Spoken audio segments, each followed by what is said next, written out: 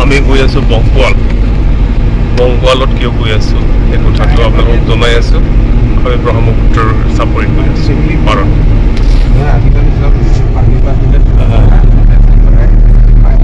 এই আমাৰ ড্ৰাইভ কৰি আছে লেবুটা ঘৰতে বহি আছে আমাৰ অন্যতম কৃষি সচিব হাজৰিকাদেৱ একদম আজি বহুত দিনৰ মূৰত একেলগে গৈ আছো এই আমাৰ সতীৰ্থ আলি ডাঙৰী আমি গৈ আছো ঐক্যমঞ্চৰ কামত মই আকৌ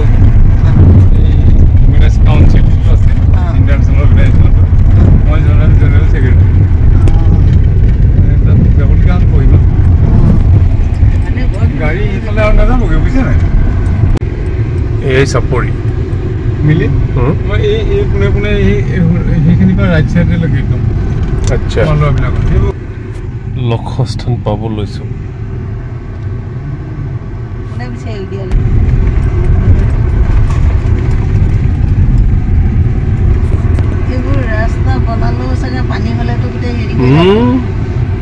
লক্ষ্মী আহিবই লাগিব আৰু আহিছে কেনে লাগিছে বা আপোনাৰ চাপৰিত আহি বহুত ভাল লাগিছে অৱশ্যে চাপৰি দেখিছোঁ ধনচিৰি চাপৰি তাতে আমাৰ বহাও আছিলে আমি আগতে খেতিও কৰিছিলোঁ আমি মানে ঠিক আমাৰ দেউতাহঁতে কৰিছিলে আমি লগত ঘূৰি ফুৰিছিলোঁ ভাল লাগিছিলে তাত মটৰৰ খেতি বহুত কৰিছিলে মাটিমাহ মটৰ আৰু তাত আমাৰ বহা আছিলে বহাত তেতিয়াৰ দিনতে মুৰ্গী পুহিছিলে আমি ডিম বইল কৰি কৰি খুব খাইছিলোঁ আপোনাৰ মোটামুটি অভিজ্ঞতা আছে এতিয়াতো আপুনি খোজ কাঢ়িব নোৱাৰিব ইমান দূৰ এই জ্ঞাতি আহিছে একো নাই আহিম ট্ৰেক্টৰতো যাম চাইকেলতো যাম বাইকতো যাম য'তে সুবিধা হয় আমি হাঁহেৰেও ৰাজি মাহেৰেও ৰাজি এয়াই বীৰংগনা আজিৰ যুগৰ আমাৰ নেতৃত্বা সেয়েহে বাৰ যিটো উদ্যম সেইটো দেখি আপোনালোকে নিশ্চয় ভাল পাব অনাগত দিনত বা সকলোৱে সহযোগ দিব লাগিব যাতে অনাগত দিনৰ বাবে বাই কাম কাজ কৰি যাব পাৰে বা এয়া বাইকতে উঠিলে আৰু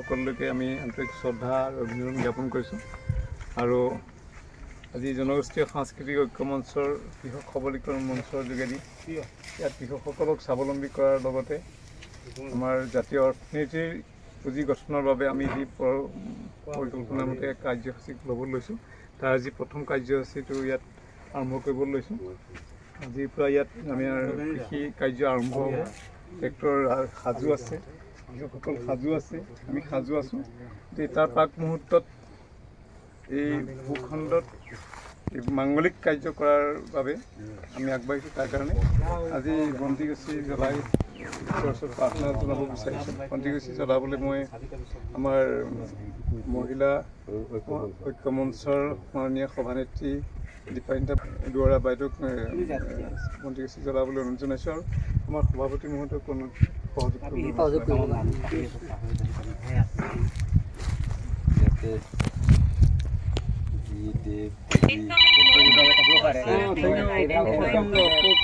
সকলোৰে আশীৰ্বাদ বিচাৰিছোঁ কৃষকে ডাঙৰীয়া যি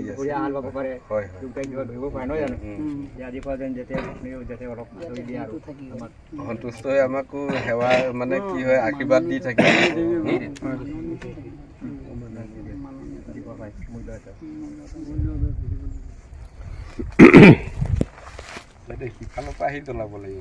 মহিলা মঞ্চৰ সভানেত্ৰী লক্ষ্মীবাই আজি লক্ষ্মী শুভাৰম্ভ কৰিব যেহেতু অনাগত প্ৰজন্মৰ কথা আছে জাতিটোৰ কথা আছে যাতে অনাগত দিনৰ আমাৰ কাৰ্যসূচীবোৰ যাতে সুচাৰুৰূপে আগবাঢ়ে সেই কথাটো আছে সেয়েহে বাৰ হাতেৰে আজি আমি বন্তি গছি জ্বলাব বিচাৰিছোঁ। যেনেকৈ বন্তি গছি জ্বলাম ঠিক তেনেকৈ জ্বলি যাতে থাকক আমাৰ শস্যবোৰ, সেই কথাটো আছে।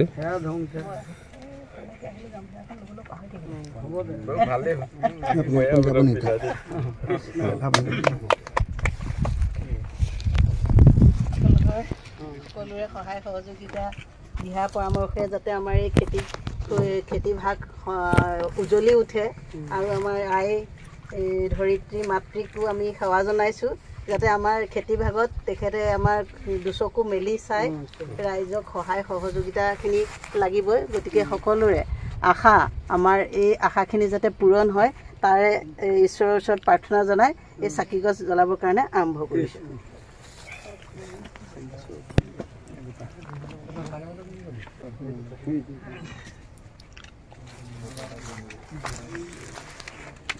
অলপ টিপি ল'ব লাগিছে।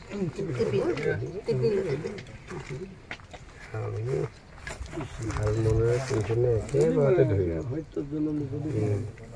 একেবাৰতে ধৰিলে নহয় এটা কাঠিতে আমাৰ এই বন্তি জ্বলিছে।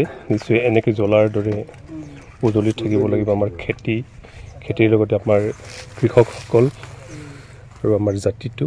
সেই চাৰ্চত আমি এই সমাজৰ মাজলৈ আহিছোঁ চাপৰিলে। ইয়াত কোনো আমাৰ ভেদভাৱ নাই, সকলোৱে আমাক সহযোগ দিব পাৰে, সকলোৱে খেতি কৰিব পাৰে। খেতি নহ'লে আমাৰ কোনো মানৱ জাতি জীয়াই নাথাকে, এই কথাটো আছে। ইতিমধ্যে আপোনালোকে দেখি আছে আমি চাপৰিত শুভ আৰম্ভ কৰিছোঁ মাংগলিক কাৰ্যসূচীৰে এগছি বন্তি জ্বলাই। এই বন্তি জ্বলাইছে আমাৰ সভানেত্ৰী মহোদয়া, মহিলা মঞ্চৰ দীপানিতা দুৱৰা আৰু সহযোগ দিছে আমাৰ মঞ্চৰ আমাৰ সভাপতি। আৰু এনেদৰে আমি কাৰ্যসূচী ভাগ আগুৱাই লৈ যাম। কেনেদৰে আগুৱাই লৈ যাম আপোনালোকক অনাগত দিনত জনাই থাকিম। এয়া চাওক চাপৰি।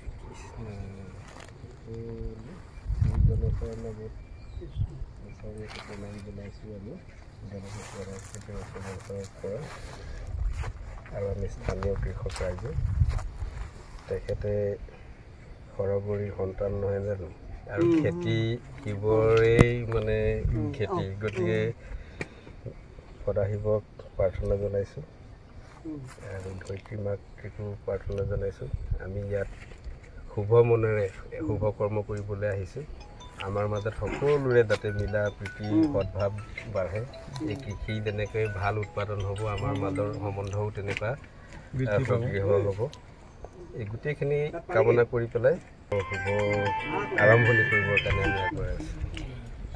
আৰু ধূপৰ সুগন্ধ যেনেকৈ বিয়পি পৰিছে, তেনেকৈ আমাৰ জাতিটোৰ মাজত কৃষিৰ এই বতৰা বিয়পি যায়, সকলো অনুপ্ৰাণিত হৈ যায়। আমাৰ খেতি মঞ্চৰ কৃষক মঞ্চৰ সভাপতিও জ্বলক, যিহেতু আপোনালোকো নজ্বলালে নহ'ব। আৰু আমাৰ বিশেষকৈ নৰেন দাই জ্বলাব লাগে, জ্বলাওকচোন। আৰু যিসকলে ট্ৰেক্টাৰ পাব যাতে কোনো বিঘিনি ঘটিব নালাগে, এই ভগৱানৰ ওচৰত বিশ্বাস কৰি জ্বলাব।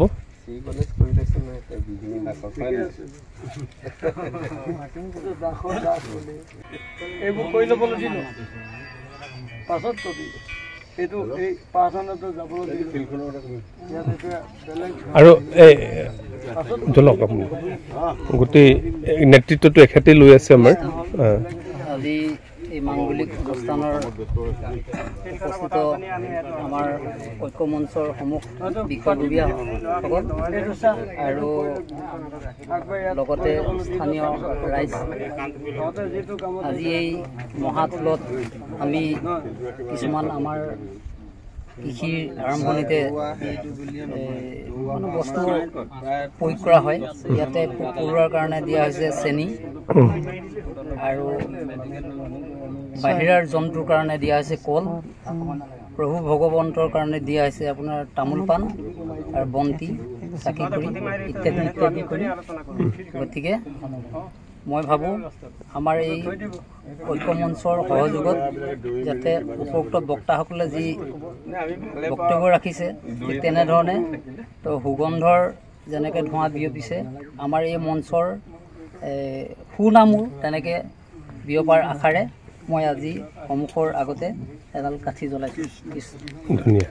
আমাৰ স্থানীয় নেতৃত্ব নৰেন্দ্ৰ সিং ডাঙৰীয়াই সকলো কাৰ্যসূচী হাত ধৰি আছে আৰু তেখেতেই সকলো এই আমাৰ খেতি বিভাগ চোৱা চিতা কৰিব। এইটো যে তেখেতকে আমি দায়িত্ব দি যাম আৰু এখেতে আগুৱাই নিব লাগিব এই কৃষি কাৰ্য। মঞ্চ অসমৰ কৃষক সবলীকৰণৰ বাবে আমি ৰবি খেতিৰ শুভাৰম্ভ কৰিব লৈছোঁ বংকুৱালত। এয়া আমাৰ সতীৰ্থসকল সকলোৱে যাব লাগে। এনেদৰে আমি আগুৱাম আমাৰ অসমীয়া জাতিটোৰ বাবে। আৰু মাটি নাথাকিলে জাতি নাথাকে এই কথাটো সকলোৱে জানে। এই আপোনালোক দুজনে বোলে ইউনিফৰ্ম হৈ আছে চশমাৰে আৰু এইফালে সম্পাদক দ্বয়, এই আমাৰ কৃষি মঞ্চৰ সম্পাদক দ্বয় আৰু এওঁলোকৰ নেতৃত্বতে আমাৰ এই কাৰ্যসূচী হ'ব। প্ৰথম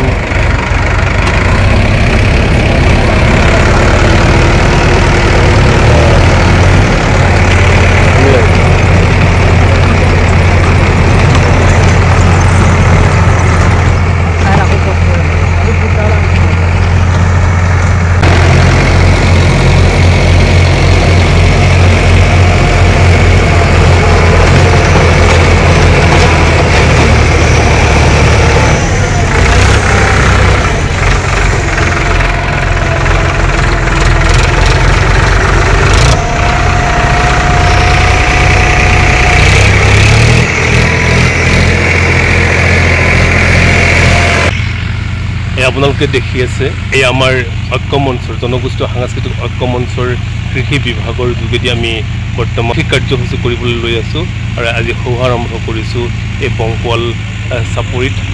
এই বংকুৱালত ব্ৰহ্মপুত্ৰ পাৰত এই আপোনালোকে চাওক, এয়া চাওক কিমান এটা বৃহৎ এই ঠাইতে আমাৰ জিৰণি ঘৰ হ'ব, খেতিৰ জিৰণি ঘৰ। কিমান সুন্দৰ ঠাই দেখিছে, একদম চাহ পৰি আছে। এই আমাৰ 2খন ট্ৰেক্টৰে লাগি আছে আৰু এখন লাগিব, 3খন ট্ৰেক্টৰে আমি যিমান পাৰোঁ কাৰ্যসূচীবোৰ ল'ম। ইয়াত আমি কৰিম সৰিয়হ আৰু ৰঙালাও। ইতিমধ্যে একদম থিয় হৈ আমি চাহ খাইছোঁ। যিহেতু শুভাৰম্ভত সেইটো পনীয়া বস্তু আমি ব্যৱহাৰ নকৰোঁ, চাহে খোৱা হৈছে ম'হৰ গাখীৰৰ চাহ। ম'হ গাখীৰ AC ৰুমত থকা বা কেনেকৈ মূৰত বহি আছে চব ৰেপৰ্টাৰ চাওকচোন।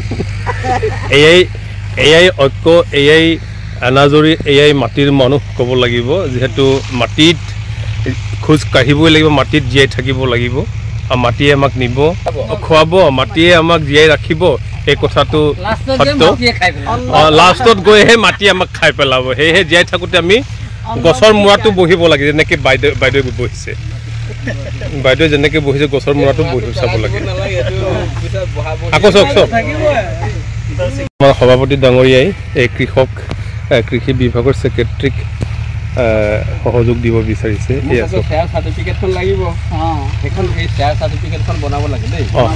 আৰু আমি শ্বেয়াৰ লোৱাৰ চাৰ্টিফিকেট দিম, দিয়াৰ ব্যৱস্থা কৰিব লাগিব সকলো শ্বেয়াৰ পাৰ্চনক। এই আমাৰ আজি শুভাৰম্ভ দিনত আমাৰ সভাপতি আৰম্ভ কৰিছে প্ৰথম শ্বেয়াৰ 10,000 টকা।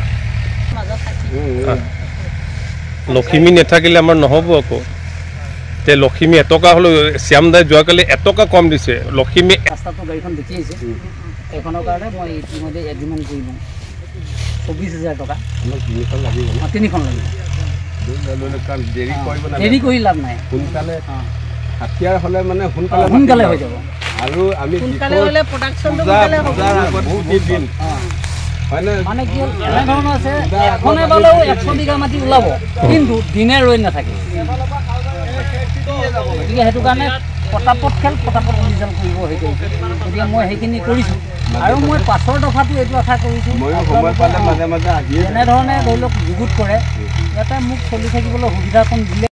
দায়িত্বটো আপুনি লৈছে আৰু আমি এনেকৈয়ে সকলোৱে সহায় সহযোগিতাৰে আগবাঢ়ি যাম। আপুনি আমাৰ এতিয়া পথ প্ৰদৰ্শক হ'ব। মানে কি মই ৰিচিভ কৰিছোঁ মানে তাৰ পৰা মই আপোনাৰ হেৰি কি বুলি কয় এইটো আমি এই হিচাপটো আমি গুটি দিয়া দিনাখনৰ আগদিনাখন আমি এটা GPS কেমেৰাত মই মাৰি লৈ লৈছোঁ বোলে আজি ইমান টকা তেল ভৰাইছোঁ মাৰিছোঁ ধুনীয়া তাৰ পাৰ্টি জইন কৰিব লাগে এই আমি খেতিস্থলীৰ পৰা ঘৰমুৱা হৈ যাব লৈছোঁ ইমান ধুনীয়া পৰিৱেশ এই পৰিৱেশ সদায় দিন থাকিব পৃথিৱীত আমি নাথাকিলে আৰু গেলাবিল নদী গেলাবিল নদী পাৰ হৈ আমি উত্তৰ ফালে যাব লাগিব মানে গৈ থাকিলে আমাৰ গহপুৰ পাই যায় এই ঠাইতে আমি এই খেতি আৰম্ভ কৰিছোঁ এয়া আগতে এছিয়া মহাদেশৰ ভিতৰতে কাঠৰ দীঘল দলং আছিলে যেনেকৈ এতিয়া আপোনালোকক দেখুৱাবলৈ চেষ্টা কৰিম দেখুৱাম বাস্তৱ এছিয়া মহাদেশৰ ভিতৰতে ষ্টেট এটা ৰাস্তা যিটো ৰাস্তা প্ৰথম মহিলা কণ্ট্ৰেক্টৰ মোহিনী ৰাজকুমাৰী বনাইছিলে সেই ৰাস্তাৰে আমি গৈ আছোঁ গৈ যিহেতু বাক আমি তেখেতৰ ঘৰত থ'ব লাগে মোহিনী ৰাজকুমাৰীৰ ঘৰ মোহৰামুখ মোহৰামুখ পাইছোঁ আমাৰ যদি কোনোবা খেতি চাবলৈ মন যায় অনাগত দিনত এছিয়া মহাদেশৰ একদম ষ্টেট ৰাস্তাত আহিব লাগিব উত্তৰ ফালে এই মোহৰামুখ চাৰিআলি এছিয়া মহাদেশৰ ভিতৰত সকলোকৈ চিধা ৰাস্তা এয়া মোহৰামুখ পথাৰ ইয়াত আপোনালোকে জানে এই অঞ্চলৰ পৰাই পানী দিহিঙীয়া গাঁৱৰ পৰা প্ৰথম জয়মতী অভিনেত্ৰী আদি সন্দিকৈ ইয়াতে জন্ম হৈছিল 37 নং ঘাইপথ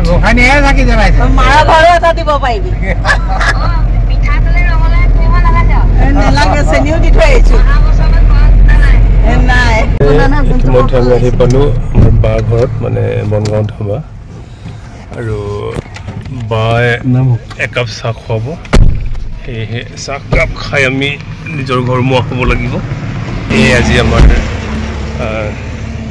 কাৰ্যসূচী বাৰ এই গন্তব্যস্থান এই 37 নং ঘাইপথ আপোনালোকে দেখিছে এয়া বনগাঁও ধাবা